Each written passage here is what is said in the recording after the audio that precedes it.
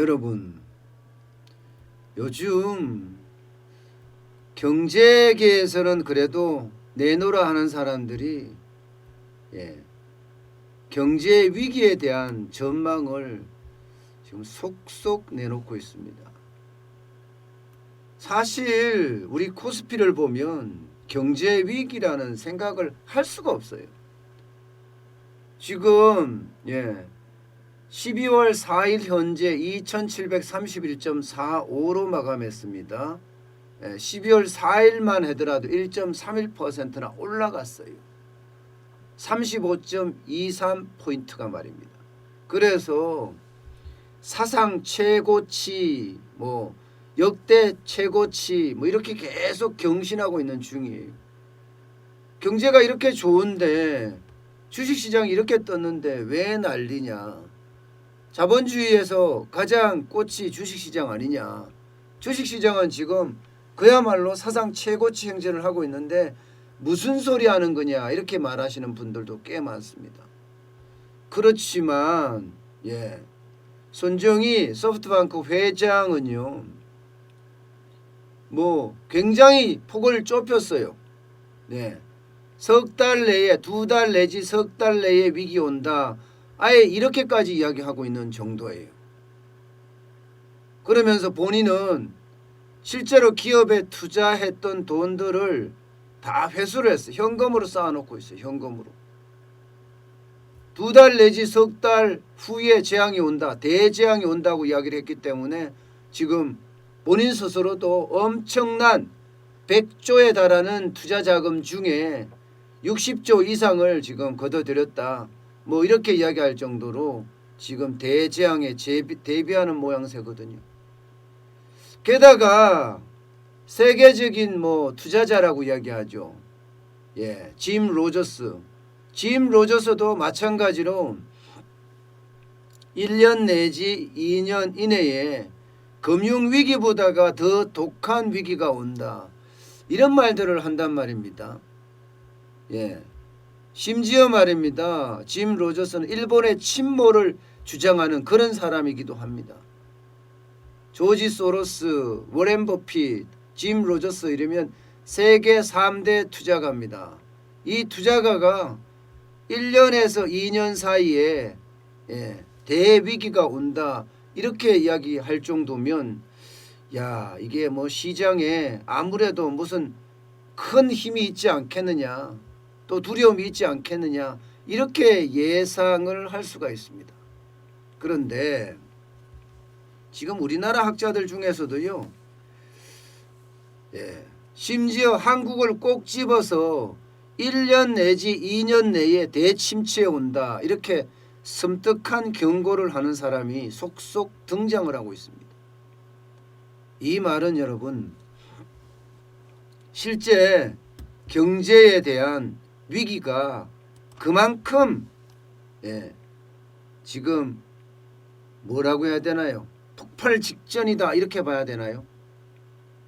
이번에는요 최윤식이라고 미국에서 미래학을 공부한 사람이에요. 이분이 한국이나 세계 경제에 대한 어떤 위험이 굉장히 많다. 그러면서 빅 체인지가 시작될 거다.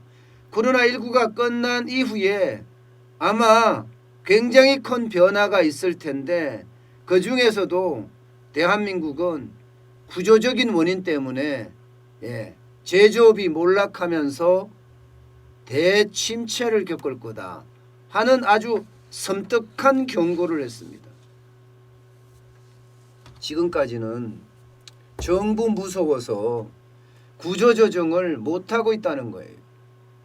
사실 한계 기업이 지금 대한민국에는 엄청나게 많다고 이야기를 합니다. 외부 감사를 받는 기업 중에서만 하더라도 한계 기업이 엄청나게 많은데 이런 한계 기업이 정리가 안 되고 계속 간다는 거예요. 한계 기업이라는 것은요 벌어서 이자도 못 내는 기업을 한계 기업이라고 합니다. 그러면 이 한계 기업들이 어떻게 살아남느냐? 지금 금리가 싸니까 대출을 통해서 버티고 있다는 거예요. 이게 한계 기업이 1년만 영업 적자가 이자를 못 갚는 수준이 아니라 일반적으로 한계 기업이라고 이야기할 때는 3년 동안 벌어서 이자도 못 낸다. 이런 기업을 한계 기업이라고 하거든요. 지금 그런 한계 기업이 넘쳐난다는 거예요. 넘쳐난다. 실제로 그 한국은행에서 한계 기업을 발표한 내용을 보면요, 여러분. 지금 2020년에 작년보다가 얼마나 많이 늘었습니까? 엄청나게 많이 늘었죠. 5,033개예요. 작년에는 3,475개인데 2018년에도 3,236개입니다. 이게 한계 기업이 2018년, 19년, 2000년 들면서 급속도로 지금 증가하는 모양새예요. 이 증가하는 게 결국은요, 대한민국의 제조업의 몰락이 아니겠느냐, 이렇게까지 이야기를 하고 있습니다. 문제는요, 이 한계 기업은 한국은행이 추계를 한 거잖아요. 외부 감사를 받는 기업에 대해서 이렇게 한 거예요. 그런데 외부 감사를 받지 않는 기업을 따지자면 이거는 몇 배가 된다 이야기할 수가 있고요. 심지어 한국 기업 5개 중에 1개가 한계 기업이다. 뭐 이렇게까지 이야기하는 사람들도 있을 정도입니다. 여기에서 더 나아가서 말입니다. 스타트업이나 쉽게 말하면 스타트업 벤처기업, 여기도 지금 한계 기업이 많이 늘어나고요. 자영업자 한계 기업 비중은 더 크다고 이야기합니다. 자영업자는. 지금 자영업자는 뭐 심하게 말할 때는요, 둘 중 하나는 한계 기업이다. 뭐 이렇게 이야기할 정도로 이익을 전혀 못 내고 있습니다. 이렇게 외부 감사를 받는 기업, 외부 감사를 받지 않는 기업, 여기에다가 벤처나 스타트업들, 여기에 자영업자까지 내려오면 한계 기업은 그야말로 기하급수적으로 늘어난다. 이렇게 보고 있습니다. 실제 엘릭스 파트너라는 기업 부실 평가하는 기관이 있습니다. 그 기관에서 보면 한국 내 좀비 기업 비중이 2014년에는 11%였다 이거예요. 11%. 그런데 2016년 2분기, 2016년이에요. 2016년 2분기에 15%로 상승했다 이거예요. 15%. 미국은 같은 시점에 보면 5%, 일본은 2%, 심지어 아프리카도 7%밖에 안 되는데 한국의 비중이 여기에 엄청나게 늘었다는 거예요. 이게 2016년 2분기까지예요. 그러면 2017년 문재인 정부 들어서서 더 나빠졌잖아요. 2018년 더 힘들어졌죠. 2019년 최악이었죠. 2020년 코로나까지 겹쳐서 지금 대한민국의 한계 기업은 넘쳐난다 하는 이야기가 무색할 정도로 많아지고 있습니다. 이 한계 기업이 결국은 대침체를 이끌어낼 가능성이 굉장히 크다. 이렇게까지 지금 보고 있는 겁니다. 아니 수출 많이 되고 지금 난리 나는데 무슨 한계 기업 타령이냐 뭐 이렇게 이야기하시는 분들도 있습니다. 그런데요, 여러분, 수출이 많이 되는 거는 굉장히 치우쳐 있습니다. 지금 반도체라든가 자동차라든가 요즘 들어서는 지금 제약 바이오 쪽이라든가 이렇게 몇몇 업종에 치우쳐 있고요. 우리가 이야기하는 대중적인 쉽게 말하면 제조업에서는요, 계속 밀리고 있습니다. 밀리고. 억지로 버텨낸다고 이야기해야 될까요? 억지로. 상황이 굉장히 심각하다. 이렇게 이야기를 하고 있습니다. OECD의 어떤 경기 선행 지수를 보면요, 대한민국은 지금 구조적으로 무너지고 있다 하는 것이 지금 보입니다. 자, 2018년 1월부터 보면요, 대한민국의 경기 선행 지수는 OECD 회원국 평균보다가 쭉 내려갔어요. 2018년 내내 내려갔습니다. 사실 따지면 2020년까지도 OECD 평균을 밑돌았습니다. 대한민국은요. OECD 평균을. 지금 OECD 평균을 밑돌 것이 아니라 지금 이야기하는 거, 지금까지 홍당기 경제부총리가 이야기했다는 건 뭐예요? OECD에서도 대한민국은 전 세계에서 마이너스지만 예, 성장률은 1이다. 마이너스 1%잖아요. 그죠? OECD 국가 중에서는. G20 국가 중에서는 중국 뒤에 대한민국인데 무슨 소리 하느냐. 이렇게 이야기를 하지만 그거는 최근의 이야기예요. 최근의 이야기. 그러면 최근에 이게 좋아진다고 좋아지는 거냐. 그게 아니라는 겁니다. 대한민국만 좋아지는 것이 아니라 코로나 때문에 전 세계가 지금 몸살을 앓고 있으니까 상대적으로 대한민국이 그동안 코로나19 K방역을 잘 해왔기 때문에 경기 선행지수가 좋아지는 거지 구조적으로는 이미 대한민국은 무너지고 있다. 이렇게까지 이야기하고 있을 정도입니다. 그만큼 지금 현재 상황이 심상치가 않다 하는 이야기예요. 여기에다가 말입니다. 가장 큰 아킬레스건이다. 그것은요. 바로 가계부채입니다. 지금 3분기까지 가계부채가 1682조 1천억 원입니다. 1682조 1천억 원이면요. 여러분 여기에 자영업자 부채까지 포함을 시킨다면 일반적으로 글로벌은 가계부채를 따질 때 개인사업자 비용 부용까지도 여기다 포함을 시킵니다. 그렇게 시킬 때는요. 여러분 이거 가계부채가 GDP 대비 거의 100%를 훌쩍 넘습니다.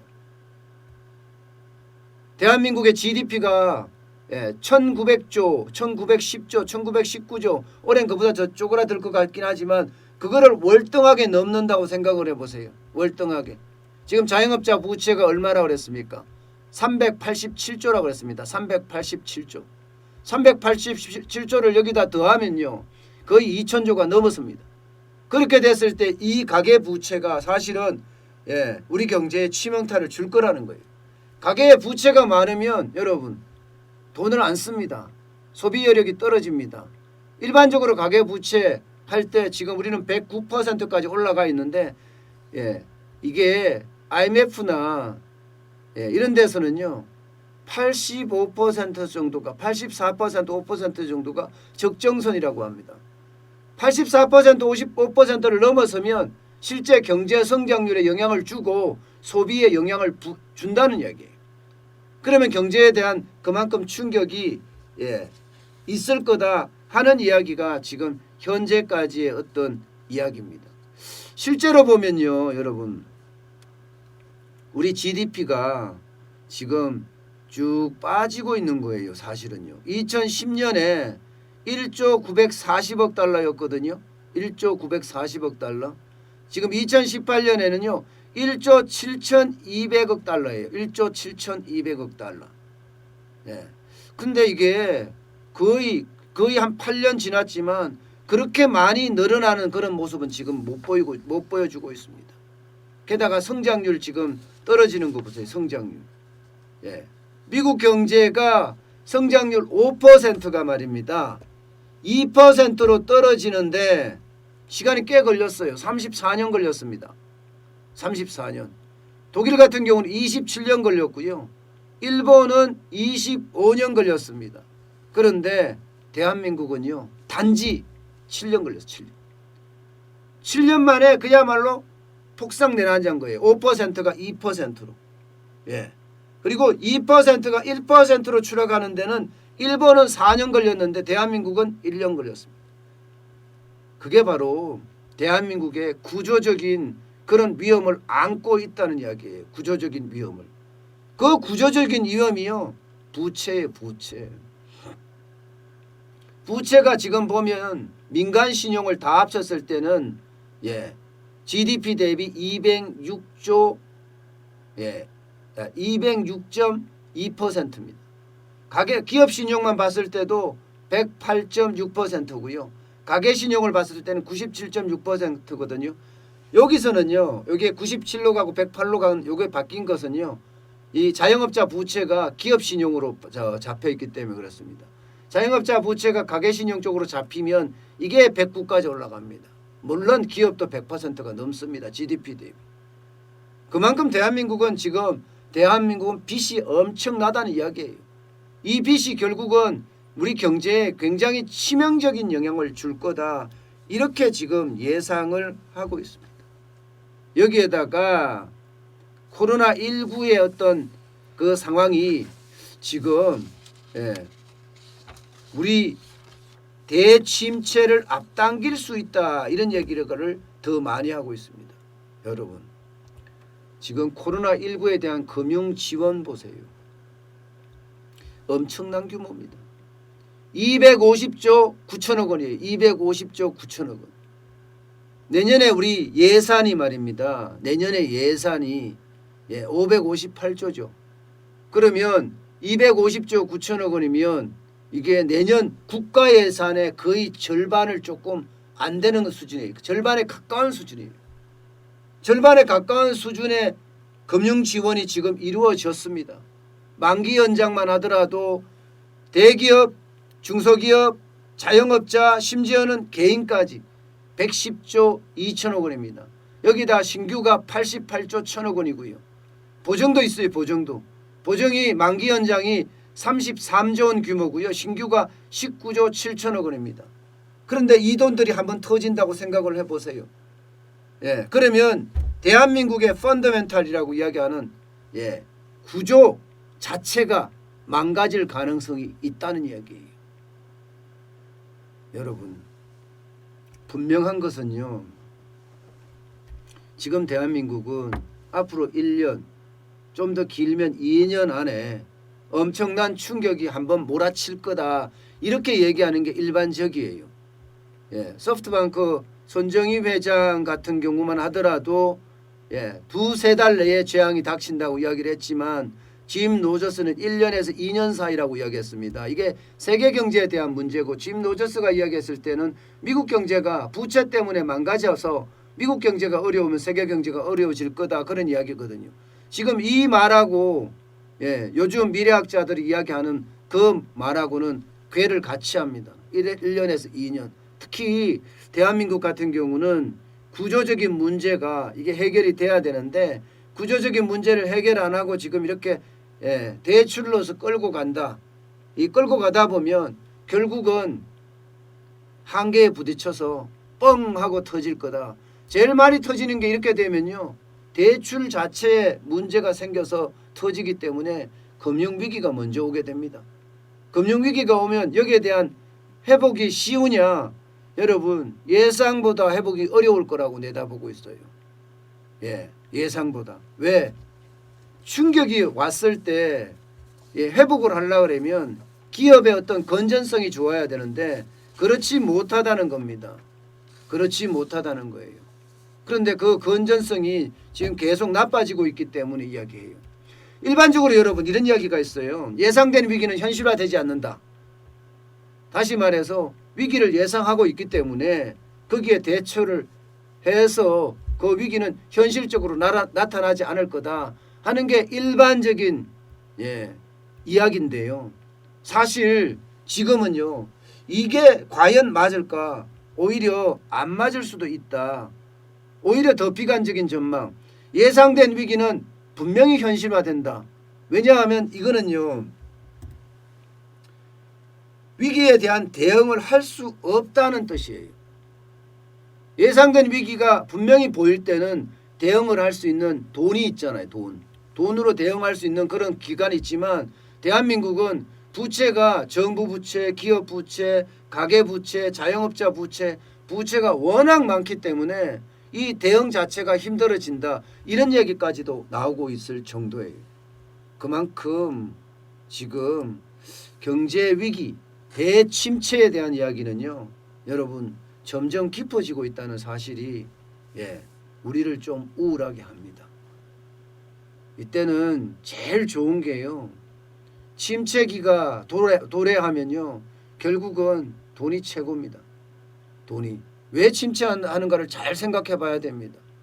이게 가계부채의 위기, 기업 건전성의 위기가 오게 되면요, 주식시장이 붕괴하고 부동산 시장이 붕괴해서 마치 일본이 1990년대에 겪었던 것처럼 버블 붕괴에 대한 그런 위험이 굉장히 따른다는 뜻, 그렇게 이해하시면 될 것 같아요. 결국은 실물이 무너지기 때문에 자산도 무너지지 않겠느냐 하는 게 요즘 미래학자들의 이야기, 그런 이야기다, 하는 것으로 받아들이면 될 것 같습니다. 어쨌든 분명히 위기에 대한 충고는 점점 크게 나오고 있기 때문에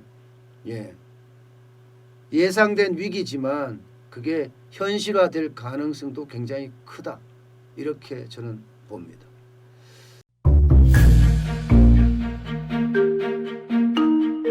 세종대왕과 샤넬 넘버5, 벤츠 자동차의 최고급 기종인 마이바흐의 공통점을 아시나요?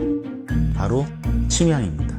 침향이란 동남아시아에서 자생하는 침향나무가 상처를 입었을 때 스스로를 보호하기 위해서 분비시키는 침향나무의 진액입니다. 진침향은 태국산 침향과 러시아산 녹용, 그리고 국산 홍삼, 백봉령, 산수유, 당귀, 숙지향, 꿀로 이루어진 침향환으로 만성 피로나 또 스트레스, 기력이 저하된 직장인분들, 또 수험생들, 연세 드신 어르신분들이 드시면 좋은 환입니다. 진침향 여러분들께 자신있게 권해드립니다.